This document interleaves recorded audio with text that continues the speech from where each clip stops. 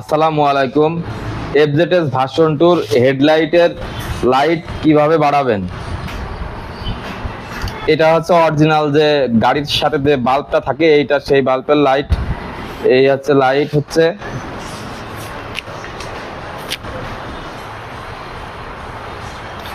এটা হচ্ছে গাড়ির অরিজিনাল বাল্ব। আমরা এই বাল্বটা ইনস্টল করব, করে দেখবো যে লাইট কি পরিমাণে হয়।